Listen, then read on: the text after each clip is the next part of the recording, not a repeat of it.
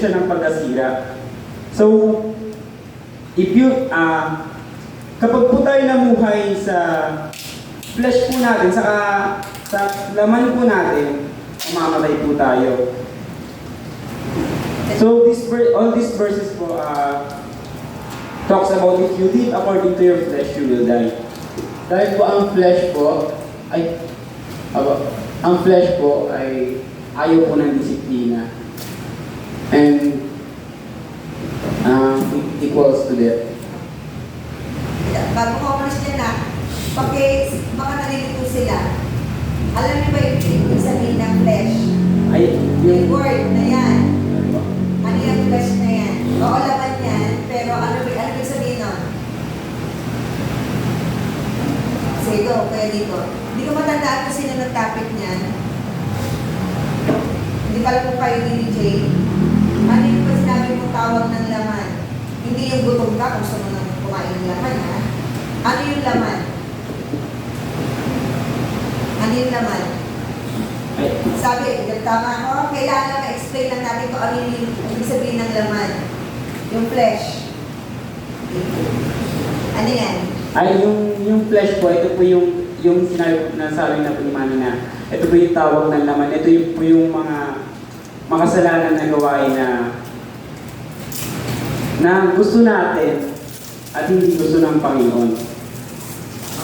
Sabi dito sa Tagalog, kaya yung flesh yung ginagamit nila is malalim na English. Pero ito sabi sa Tagalog, sa verse 13, sapagkat mamamatay kayo kapag namuhay kayo ayon sa inyong makasalanang pagkatao. So anything na hindi mabuti na hindi ayon sa Panginoon, that's flesh. So like, pagsisinungaling, pang-uupit, pag hindi sunod sa magulang, hindi nakasimangot pag pinagsasabihan, that's flesh. Yung makasalanang pagkatao. Okay? So yun. Yun na yun. Okay?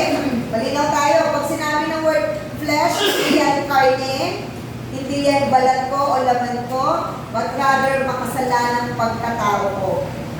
So yun. Pag yun ang sinusunod ko, mamamatay ako. Pero if I follow the Spirit, ang sabi, sunod na phrase, pero mamuhay kayo kung susupilin ninyo ang inyong makasalanang pagkatao sa pamamagitan ng banal na Espiritu. Ibig sabihin, isang tabi or alisin. Supilin is alisin na lang kayo para magitan kasi supilin.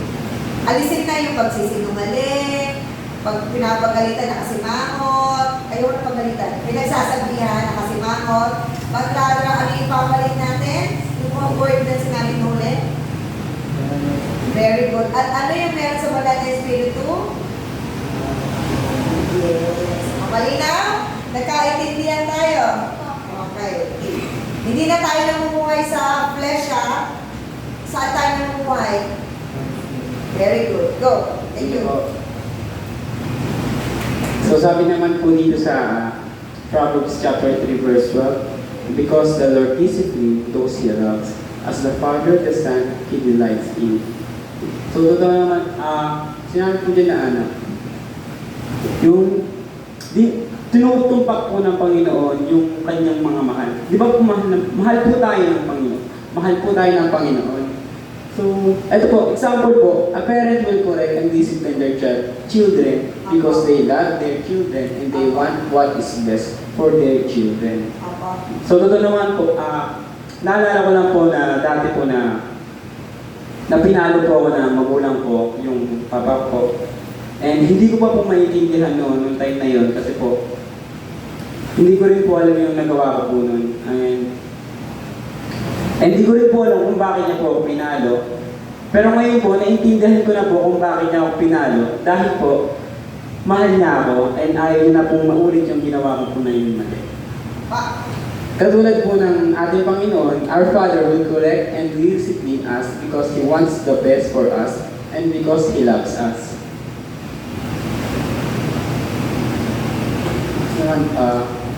Sabi naman po sa Hebrews chapter 12 verse 11, though no discipline seems pleasant at the time, but painful.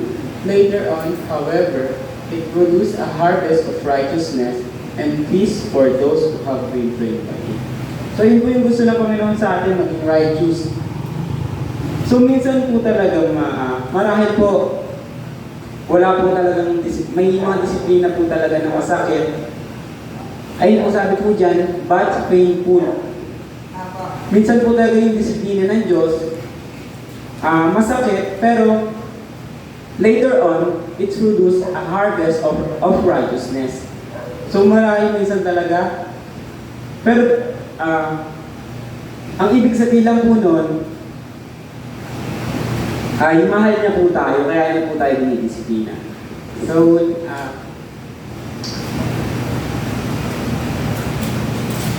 ito po, yung easy po naman po. Sa easy po, good, kind, well-fitting, gracious, pleasant, useful, and beneficial. So yung yoke po, ito po yung Jesus discipline. Yung discipline ng Panginoon, yung yoke, yung meaning ng yoke.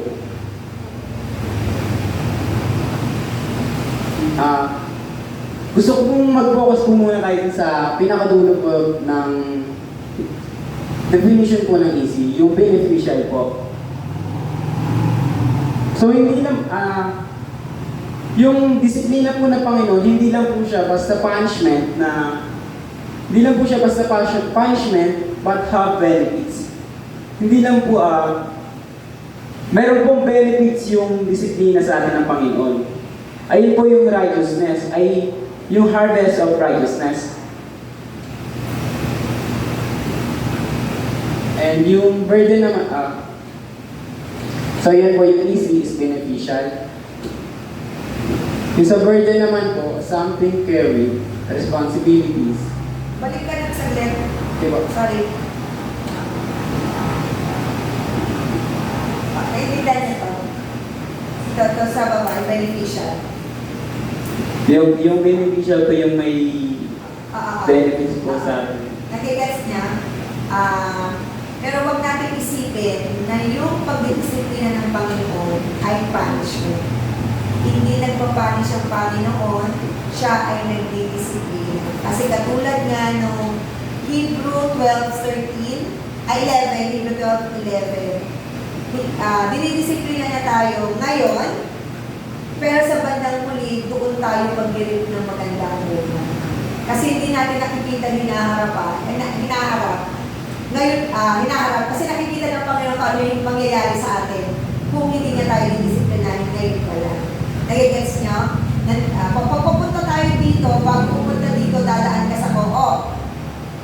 Sa lang na, sa co-op pa lang, dinidisiplina tayo ng Panginoon kasi alam niya na pag hindi niya tayo didisiplina, baka dito makaapak tayo ng tayo. Gets? So, ayoko lang tumatak sa isip natin na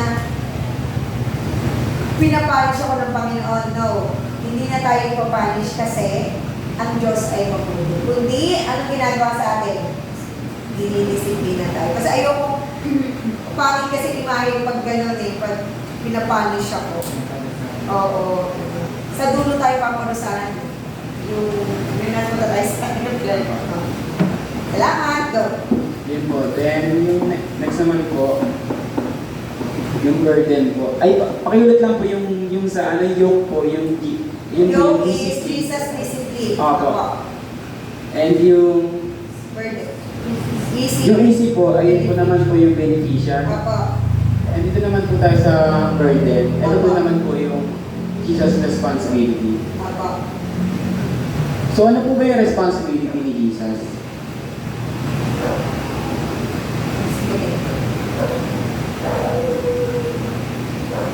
So ito po yun, yung reflecting the Father through His lifestyle po. Kung mag-reflect po, kung makita po ba sa atin po, makita po sa atin ang Ama. Ayun po. So ayun po yung responsibility ni Jesus. Na pinakita niya po yung Ama sa atin na through His lifestyle, siya po yung naging example ng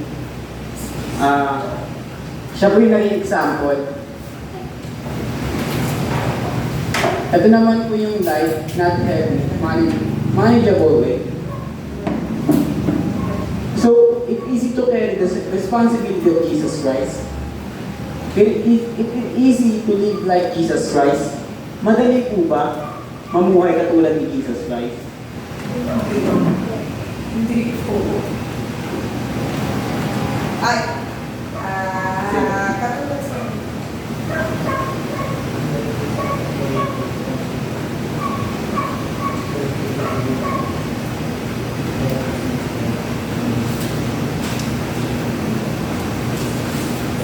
Opo.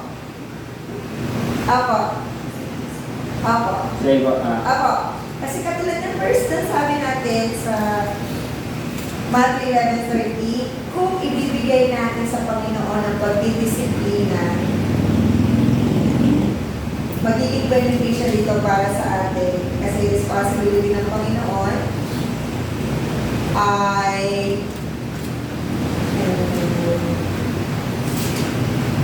yun.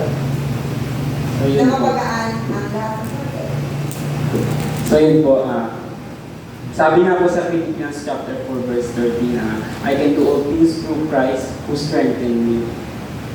Hindi naman po sinabi na I can do, sabi po dyan na all things, tayo po dyan all things yan po. Tama na.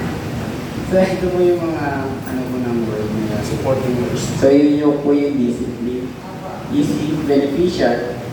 Yung burden is responsibility. And light, easy to wear.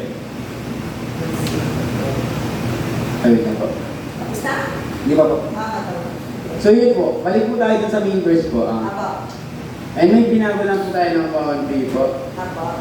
Sabi po niya sa Matthew 11 verse 30, for my discipline is beneficial and my responsibility is easy to carry. Nagets po ba po? Apo.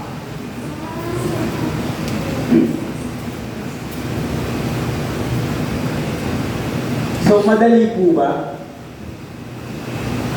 Bakit ulit po natin ang sabi kong madali po? Apo.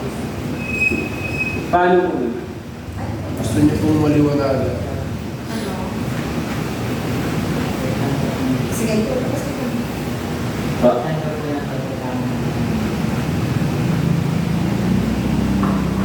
Ano po ulit po?